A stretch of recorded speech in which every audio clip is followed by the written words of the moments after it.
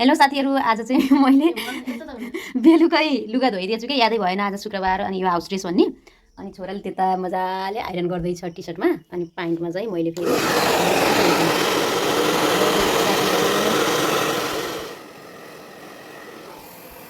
आमा छोरा मिलेर एउटाले प्यान्ट एउटाले टी सर्ट एउटाले आइरन एउटाले ड्रायर युज गरेर मजाले सुकाउने कोसिस गऱ्यौँ। धेरै समय पछाडि चाहिँ बल्ल बल्ल बल्ल बल्ल सुकाउँदै अलिअलि हुँदै केही मात्रामा सुक्दै गयो। अनि त्यस पछाडि हामी काम गरिरहेको बेलामा नानी आएर फेरि झगडा गरेर दादासँग फेरि म पनि आइरन लगाउँछु भन्न थालिन्। अनि उनलाई फकाएर फेरि दादाले आइरन गर्नुभयो, मैले पनि गरिरहेँ। म फेरि कहिले हातले नधुने मान्छे, कपडा नधुने मान्छे, मेसिनमा हाल्ने मान्छे। हिजो फेरि के भयो अब त हातले पनि धुन पऱ्यो, अलिकति एक्सर्साइज नै हुन्छ भनेर आफै एक बाल्टी लुगा धुने भनेर जङ्गिएको आज यस्तो भयो हातले धुएको परिणाम। अनि छोरो चाहिँ जिउस रेडी भएर स्कुल गयो।